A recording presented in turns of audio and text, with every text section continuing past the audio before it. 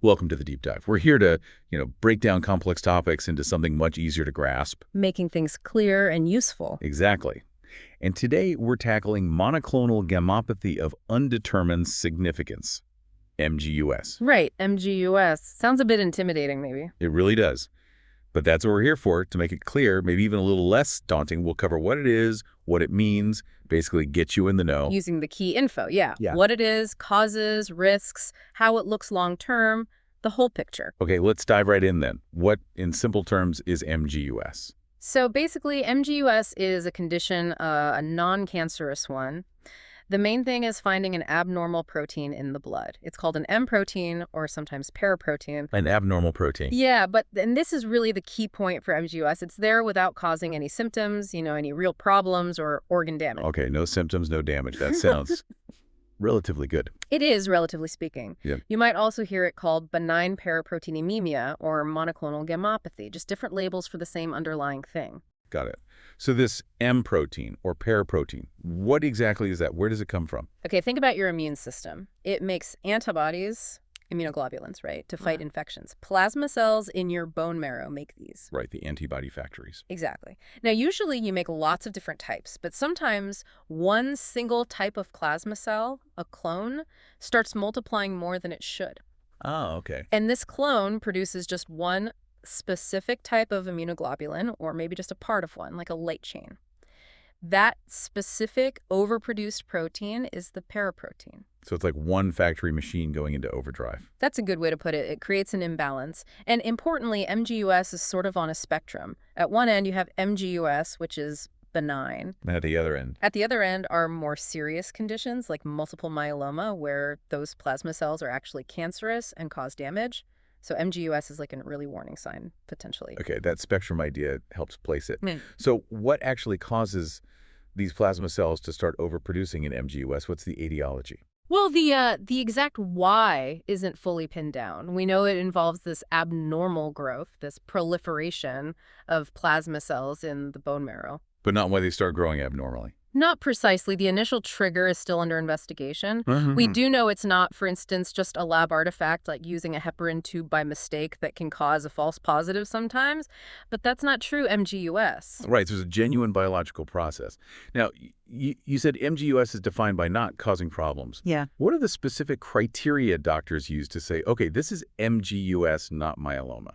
Yeah, there are key features. First, the amount of that paraprotein in the blood is relatively low. Usually the threshold is less than 30 grams per liter. Okay, low protein level. What else? Second, if they do a bone marrow biopsy, the percentage of these plasma cells should be less than 10% of all the cells there. Less than 10%. Got it. And third, probably the most crucial one, there must be no signs of myeloma-related organ damage. Remember the CPRAB criteria? Yes, CRM. Remind us. Sure.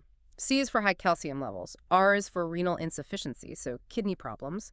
A is for anemia, low red blood cells. And B is for bone lesions, like holes or weak spots. So for MGUS, you need low protein, low plasma cells in the marrow, and no CAB features. Exactly. That combination points towards MGUS rather than active myeloma or another related disease.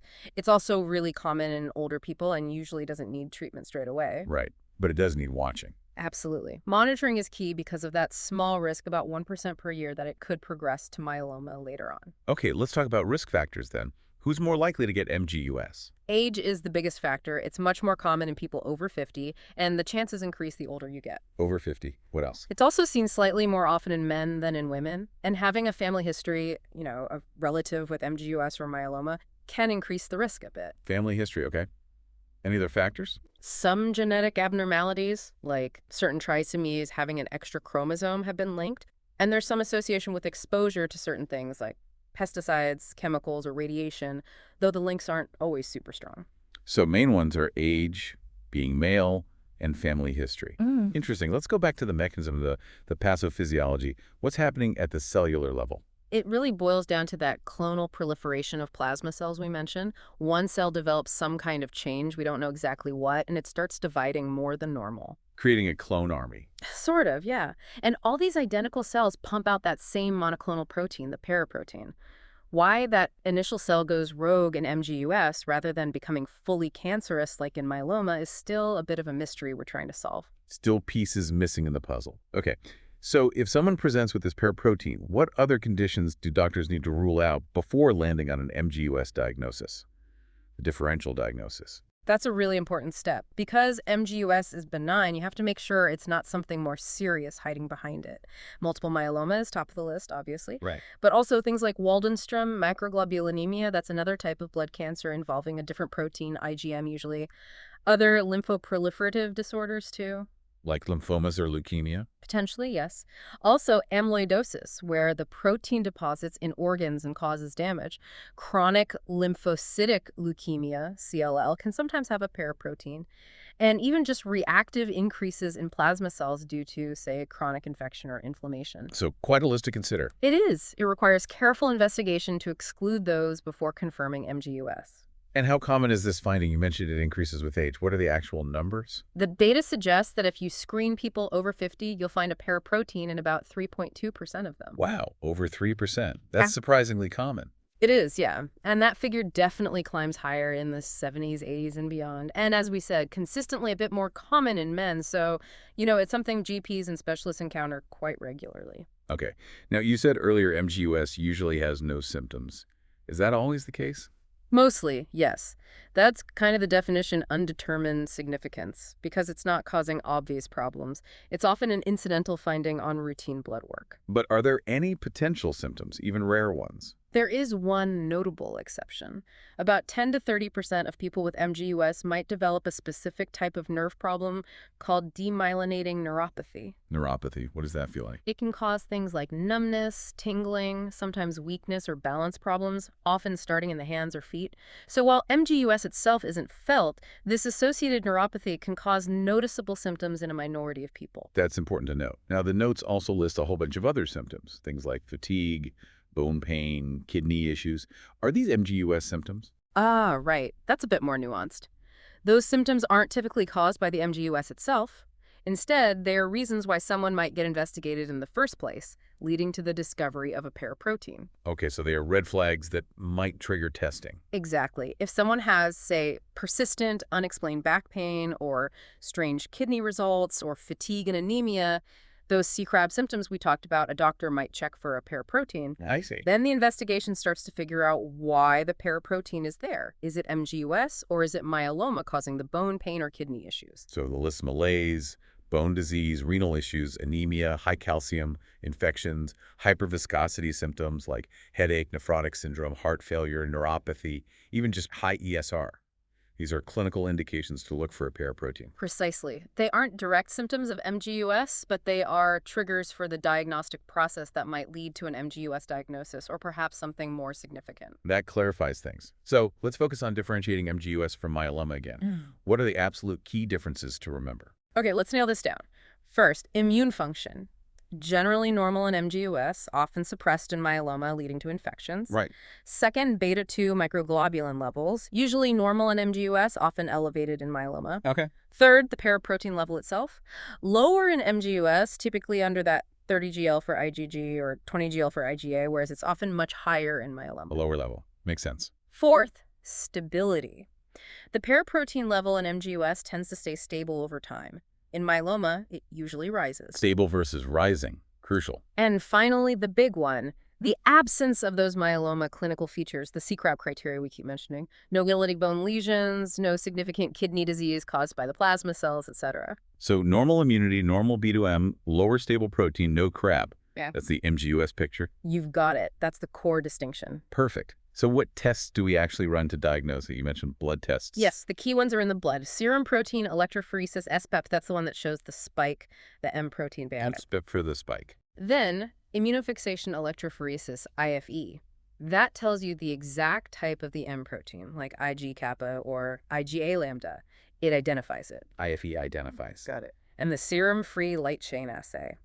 This measures those light chain components floating free in the blood, which can be abnormal, even if the main SEP looks okay sometimes. Okay, SPEP, IFE, free light chains. Are those usually enough? Often they are the starting point, but depending on the results and the clinical picture, more tests might be needed. Like what? A bone marrow biopsy is quite common, especially if the M protein level is higher or if there are other concerning features. That checks the percentage of plasma cells directly. Checking the marrow itself. Yep. And imaging a skeletal survey, x-rays of major bones, used to be standard.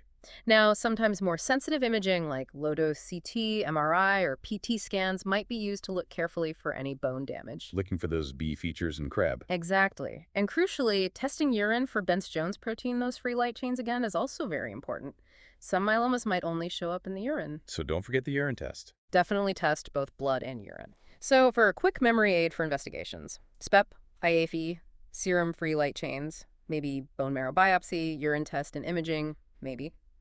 SIL-BUI, bit clunky maybe. Haha, maybe. Or just remember the core blood tests. SEP, IFE, FLC, and then add bone marrow, urine, and imaging as needed. That works too. The key criteria for differentiating benign MGUS are basically no bone marrow disease seen on biopsy, low plasma cells, low and stable M protein level, no significant light chains in the urine, and usually normal levels of the other immunoglobulins. Right. Okay, so someone gets diagnosed with MGUS. What happens next? What's the management? Well, for the vast majority of the management is no treatment. No treatment at all. Not for the MGUS itself, no. Because it's benign and not causing problems, the focus is entirely on monitoring. Ah, the watchful waiting you mentioned earlier. Exactly that. Regular follow-up with blood tests, checking the M protein level, blood counts, kidney function, calcium, and clinical examinations. How regular is regular? It varies depending on the initial risk assessment, things like the M protein level and type, the free light chain ratio. It might be every 6 months initially, then maybe annually if things are stable. The goal is to catch any potential progression early. And if it does start to progress towards myeloma or something else? Then at that point, specific treatment for that developing condition would be initiated. But the MGUS itself doesn't get treated preemptively. Okay, monitoring is key. What about the long-term outlook, the prognosis? Overall, the prognosis for MGUS itself is very good. Most people live a normal lifespan without it causing major health issues directly. That's reassuring. The main thing to keep in mind is that lifetime risk of progression. We said about 1% per year. Right, 1% annual risk. So while the prognosis for MGUS is good, the prognosis changes if it progresses to myeloma. For context, the 5-year survival for myeloma itself was around 52% based on 2020 data, which highlights why monitoring MGUS is important, even though the risk of progression is relatively low each year. So good prognosis for MGUS itself, but vigilance needed for that potential progression. What are the main complications then? Is it just that risk of progression? That is by far the main complication. The risk of it transforming into multiple myeloma, Waldenstrom macroglobulinemia, amyloidosis, or another related lymphoproliferative disorder over time. That's the big one to watch for. Absolutely. That's the entire rationale behind the long-term monitoring strategy, to detect those signs of progression early when treatment is likely to be more effective. Are there any statistics on how often that progression happens over longer periods? Yes, some studies suggest around 10% of people with MGUS might progress within 10 years. And maybe some figures go higher over much longer follow-up, perhaps towards 50% over 15 years in some cohorts. But that varies a lot depending on the study and the initial risk factors. So the 1% per year adds up over decades. It does. It underscores why lifelong follow-up is generally recommended for most people with MGUS. Okay, so let's summarize the key takeaway.